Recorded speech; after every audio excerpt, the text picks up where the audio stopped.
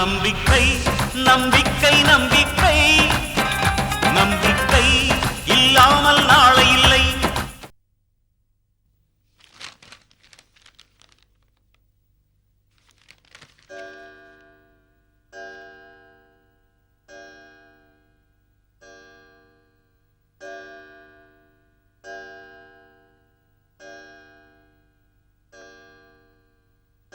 அப்பா.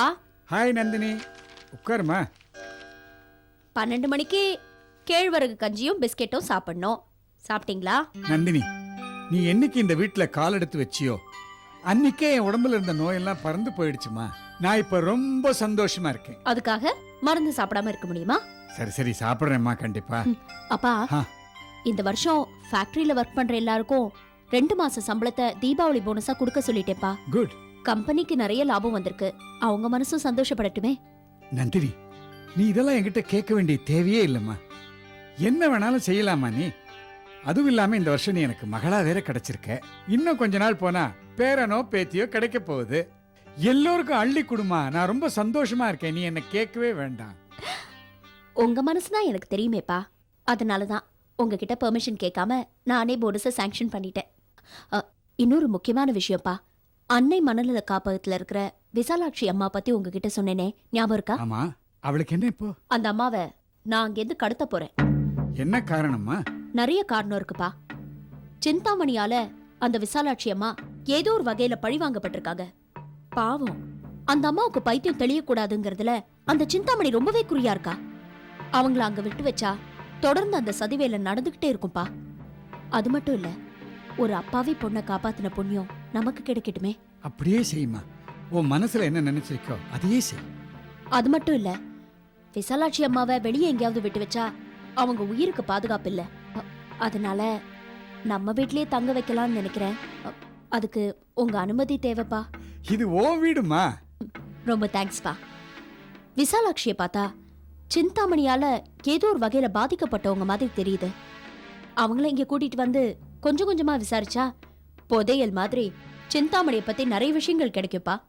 ஆமா, அவளை இங்க எப்படி கொண்டு போற? அவ இருக்கிற இடத்துல இருந்து அவளை கொண்டு வரது ரொம்ப கஷ்டமாச்சேம்மா. அதுக்கெல்லாம் ஆல்ரெடி நான் ஏற்பாடு பண்ணிட்டேன். ஐ see.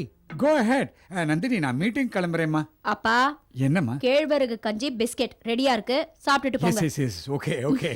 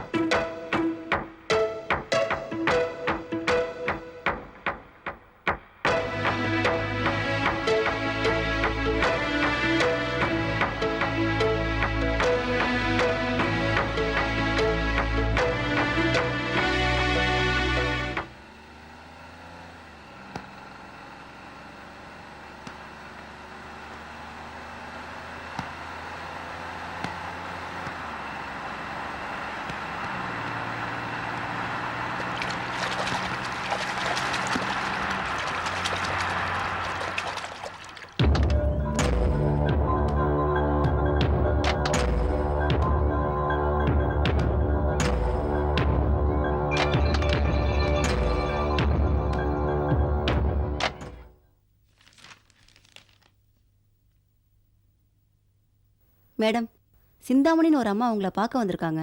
உள்ள வர சொல்லுங்க. ஓகே மேடம், உங்களை உள்ள வர சொல்றாங்க.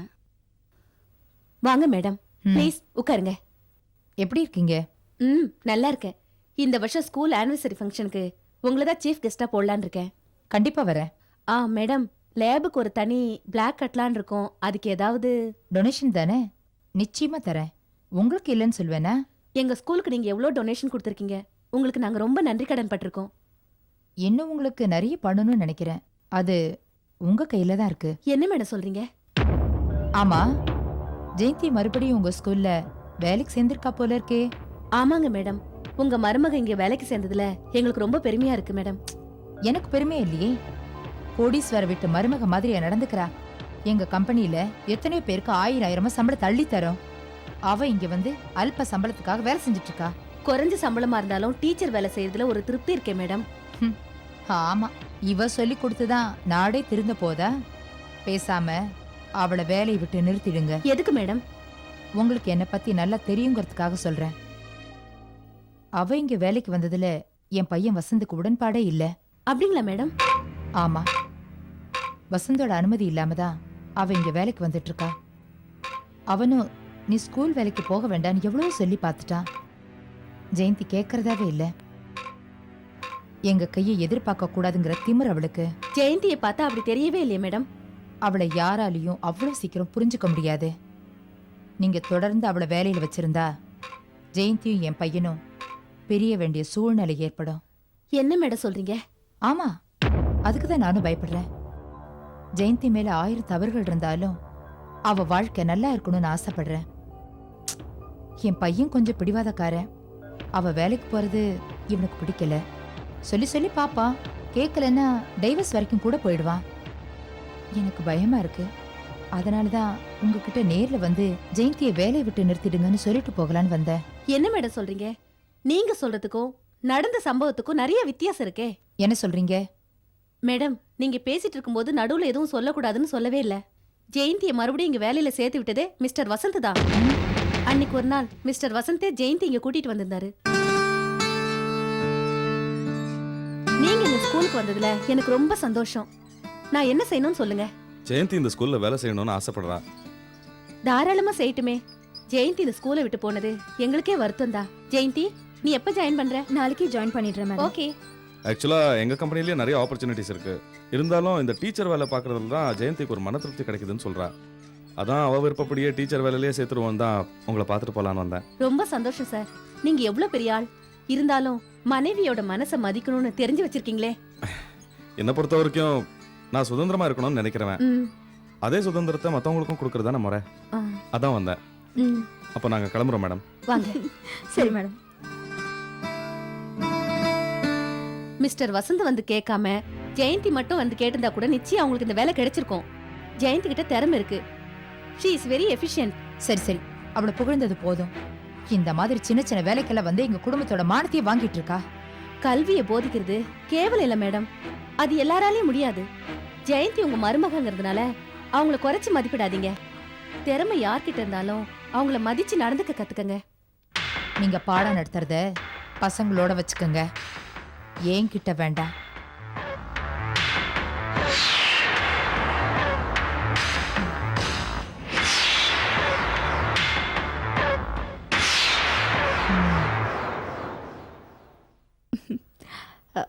எக்ஸ்கியூஸ் மீ மேம், நான் என் மாமியாரை வழி அனுப்பிட்டு வரேன். ஓகேம்மா. Thank you ma'am.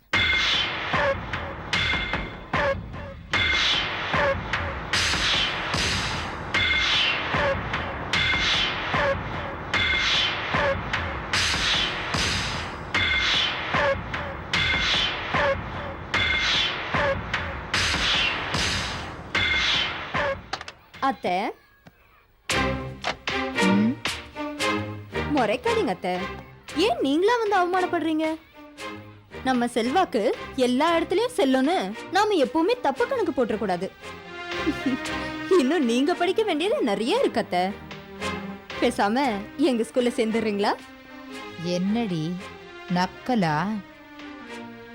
இல்ல தனியா வந்துட்டோங்கிற தைரியமா? உன்னை நான் நினைச்சா என் பையன்கிட்ட இருந்து நிரந்தரமா பிரிச்சுடுவேன். இவ்ளோ நாள் நீங்க நினைக்காமையா இருந்தீங்க. உங்களால முடியாது அத்தை.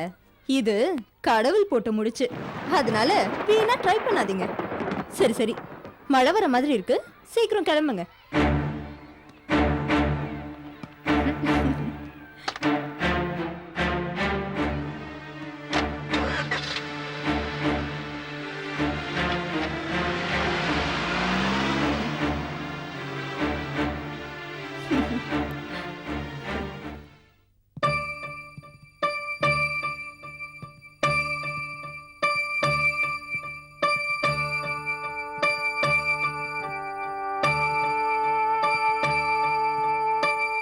என்ன பார்க்கணும்னு சொன்னீங்களா? அதுக்கு தாம்மா வந்திருக்கேன். எனக்கு விசாலாட்சி வேணும். அந்த பைத்தியத்தை வச்சு நீங்க என்ன பண்ண போறீங்க? அவங்கள வச்சுதான் சில பேரை பைத்தியமாக்க போறேன். அதுக்கு நான் என்னம்மா பண்ணணும்? விசாலாட்சியை எப்படியாவது நீங்க என்கிட்ட ஒப்படைக்கணும். அதுக்கு நான் என்ன பண்ணணும்னு சொல்லுங்க, பண்றேன். நீங்க நினைக்கிற மாதிரி விசாலாட்சியை வெளியே கொண்டு வர்றது அவ்வளவு சாதாரண விஷயம் இல்லம்மா. அவங்க எங்க காப்பகத்திலேயே ஸ்டார் வேல்யூ உள்ள ஒரே பைத்தியம் அவங்க தான். அதுவும் இல்லாம சிந்தாமணிமா வந்தாங்கன்னா வேலை செய்யறவங்களுக்கு காசை வாரி வாரி கொடுப்பாங்க. அதே பணம் என்கிட்டயும் இருக்கு. விசாலாட்சி வெளியவே வரக்கூடாதுன்னு சிந்தாமணிமா உறுதியா இருக்காங்க.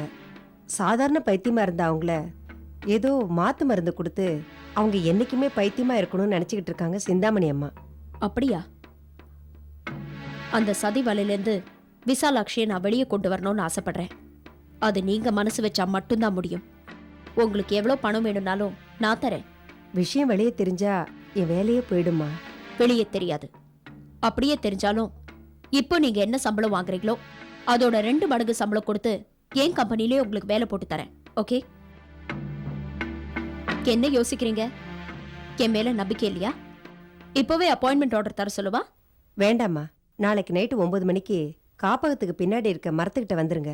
நான் விசாலாட்சி அம்மாவோட அங்க வந்துடுறேன். தேங்க்யூ சித்ரா. இந்த விஷயம் நமக்குள்ளவே இருக்கட்டும். வெளி உலகத்தை பொறுத்தவரை விசாலாட்சி அம்மா மனநல காப்பகத்திலேருந்து தப்பிச்சு போயிட்டாங்க.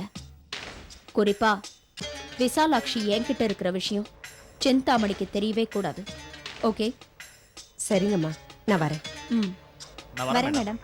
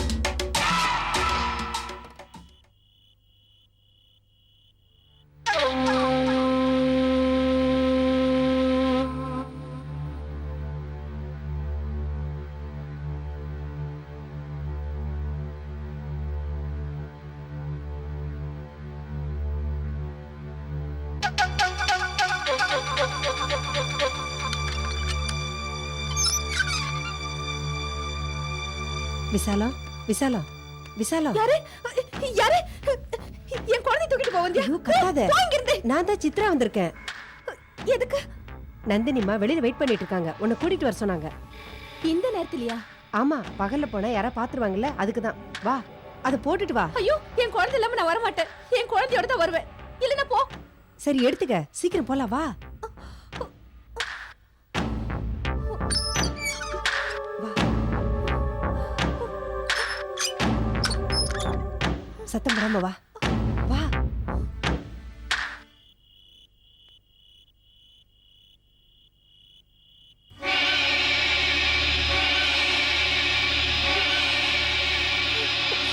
பயப்படாம வா.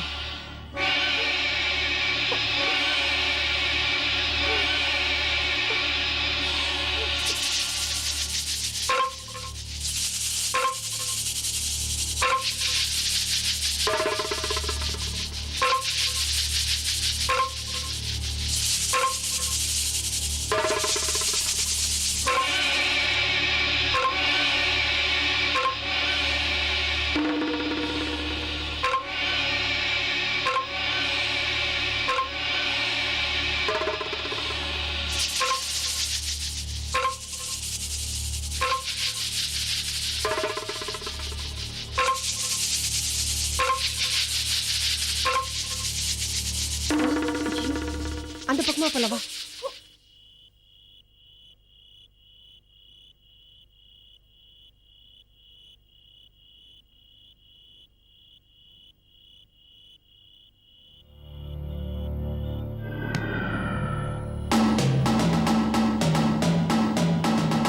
ஐயோ ஐயோ அம்மா ஐயோ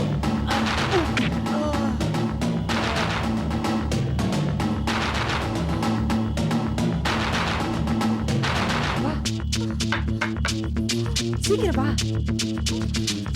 வா முடியா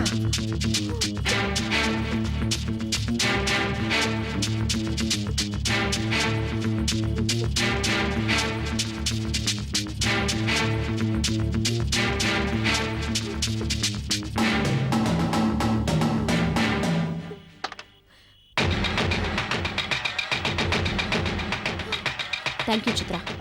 வாங்க சீக்கிரம் போங்க ஏறுங்க. வரேன் சித்ரா. தேங்க்யூ.